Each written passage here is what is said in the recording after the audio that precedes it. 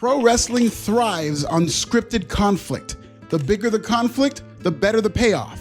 If a wrestling promotion can convince fans that two individuals truly hate each other, these fans are more likely to see that conflict pay off. Sometimes there's no need to suspend disbelief at all because these wrestlers hate each other in real life. In fact, some of wrestling's most memorable feuds are based on real-life backstage drama.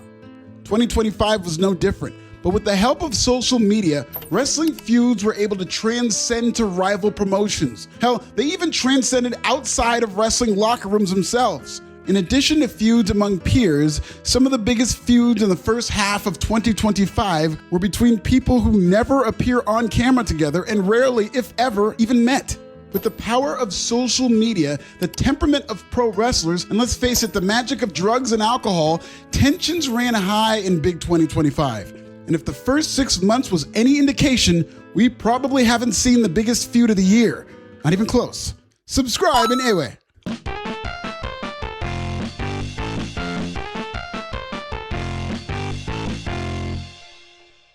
Let's start with the rare WWE feud that turned into a shoot on camera. Charlotte Flair returned to WWE expecting a hero's welcome, but what happened was a heel's rejection. Charlotte won the 2025 Royal Rumble in one of the most disliked WWE videos of the year, similar to the internet outrage that swarmed Jey Uso's surprise Royal Rumble win. The difference was Charlotte's outrage followed her to real life. Charlotte's second Royal Rumble win set up a showdown against WWE Women's Champion Tiffany Stratton, a matchup which seemed inevitable even to Charlotte Flair. Who do I see down there that's going to be a star? There's been a lot of buzz about Tiffany Stratton, so I'm excited to see, what she does in the future. What didn't seem inevitable, at least to the office, was just how much Charlotte was booed during her promos opposite Tiffany Stratton, who was supposed to be the heel. WWE's fickle fan base had fallen for a new blonde, at least until Mariah May gets called up. It's impossible to look at Tiffany Stratton and not see Charlotte Flair. Two super athletes with the same hair, same gear, and mean girl vibes. That's why it had to sting for Charlotte when she was positioned as the decorated veteran, making a comeback against the young, cocky upstart, only to be booed louder with every word Charlotte spoke. Charlotte ate Tiffany alive in backstage promos, stepping all over her lines and barely allowing Tiffany to get a word in edgewise. The queen speaks first. Just like the first day. Pick me! Pick me! The inexperienced Stratton was clearly out of her league in a situation where Charlotte had no regard for the script. It all boiled over on SmackDown in Chicago, where fans gave Charlotte a taste of her own medicine, vehemently booing Flair and stepping all over her lines every time she tried to speak. Even as a newly minted heel, Flair was rattled by the aggressive reaction. Frustrated, Flair gave the floor to Tiffany Stratton for the last word.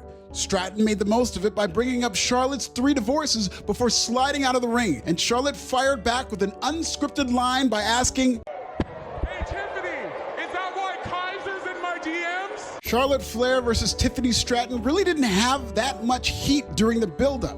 It just felt like another match on a WrestleMania card that had no chance of surpassing the classic storytelling run of WrestleMania 39 and 40. But suddenly, WWE's blonde version of the Bad Girls Club made this the most heated match of the entire weekend. Once the bell rang, nobody was more hated in the building than Charlotte Flair, and nobody was more beloved than Tiffany Stratton. The two did business, had a pretty decent match, and seemed to patch things up backstage when the dust cleared. Me and Charlotte, of course, after the match, it's kind of like a sportsmanship thing, and, we say, good game. She said she's proud of me. But yeah, everything's good. Top 5 things Kaiser sent to Charlotte's DMs. Number 5, you up? Number 4, forget that last text, wrong blonde, LOL. Number 3, 10 straight cat videos Charlotte hasn't responded to. Number 2, are you a parking ticket? Because I'm taking you to Gerasfugeringfugegefahren, which is German for small claims court. And number 1, bist du oben? Which is German for you up? Ludwig Kaiser responded to Charlotte's accusation with this Shawn Michaels promo toward the British Bulldog's wife. Do not flatter yourself. Tiffany and Charlotte weren't the only two lookalikes with a bone to pick with one another. because around this time, dreadlocked grapplers Booker T and Swerve Strickland found themselves in the type of feud that stokes pro wrestling's tribal flame, which burns eternally. Swerve Strickland, the first and only black wrestler to become a long-term top AEW star through multiple contracts, called out Booker T during an appearance on VladTV. Swerve took issue with Booker T not retaliating after his batshit boss Vince McMahon used the N-word on camera. Of course, this is the same Swerve who stared a skinhead right in the face and had nothing to say about that. Booker T fired back at Swerve on his podcast, and after Swerve lost to Skinhead John at AEW Dynasty, Swerve reminded the sickos that he's the first black AEW world champion, and black wrestlers have main evented 5 AEW pay-per-views. Of course, all those black wrestlers are the same person, and it's starting to sound like Swerve doesn't completely understand the concept of tokenism. Swerve ended the promo by saying, quote, "Fuck Booker T," end quote, and nothing has been resolved. Maybe we'll get something of a resolution on Swerve's new reality show this summer. Coming this fall, it's Swerve's house. Meet Shane, aka Swerve. Swerve lives in the diverse neighborhood of Daly's Place. In fact, in 2024, 12 black men paid a mortgage at Daly's Place. Those men are Swerve Strickland in January, Swerve Strickland in February, Swerve Strickland in March. Swerve has quirky neighbors like Jonathan, the president of the HOA, who shaved his head bald and has a Confederate flag on his front lawn. But it's not like he's a skinhead or anything. That's a reach. William is a British bloke and a new neighbor who just moved into town after filing a second restraining order against Dave Meltzer. There's Maxwell, who's worn the same suit and scarf every day since 2019. Matthew and Nicholas are brothers in Christ, and they're not big fans of Obama. Swerve Strickland in April, Swerve Strickland in May, Swerve Strickland in June. Swerve accounts for 90% of the black history made in this gated community, because nothing says diversity and representation like one black guy doing all the heavy lifting in a white neighborhood. Gated community, more like goated community, am I right? Juneteenth is going to be lit. Swerve will bring the eats, and all his neighbors will bring the sanitizer for when they have to shake his hand. Jonathan declined his invite for some reason. Swerve Strickland in July, Swerve in August, you get this bit by now, right? Then there's Booker. Booker lives in Stamford, which does not care about blacks. I mean, yes, there are multiple black women who own houses in Stamford, but they don't count. Also, Trick, Oba, Ricky, and Javon are all black homeowners in Stamford, but they own townhouses, and they're those weird first-time home buyers who aren't on the main roster, so they don't count either. Same goes for Jada Parker. Even though there are several successful black men and women in Stamford, unless they own a 3-bedroom, 3-bathroom home like Swerve, they do not count as homeowners. I don't make the rules. Anyway, it's Swerve's house, coming this summer on Max. The next interpromotional beef took place over social media, where Ricochet wanted all the smoke with Javon Evans, and boy did he get it. Ricochet spent most of his time in AEW forcefully trolling and patrolling social media for any hint of negativity toward AEW. AEW's tribal watchdog, capable of drawing the ire of fans quicker than he fails to draw a dime. Investigating Twitter for angry fans is like investigating the NBA for white wives and adultery. Twitter Ricky has been a hit with the bottom of Twitter, but nobody cares about the character on television. Ricochet seemed to be harmlessly teasing Javon Evans when Bitter Ricky took to Twitter and said he'd squash him. Javon came back at the gentle ribbing by eating up Ricochet like he was Tony Roma's. White wrestling colonizers everywhere clutched their pearls and accused Javon Evans of burning a bridge, saying the young OGYN will never work for Tony Khan. Because I guess all it takes to be persona non grata to a message board messiah like Tony Khan is 2 mean tweets? Cracker, please. CM Punk, Matt Hardy, Stone Cold Steve Austin, Bobby Lashley, Naomi, Jim Cornette, CM Punk and AEW, Rusev, Hulk Hogan, Kevin Nash, Scott Hall, RVD, and Cody Rhodes have all burned bridges and all came back. You can find lists from dirt sheet click farms like Sportster and What Culture right now of 10 wrestlers who burned bridges and still came back.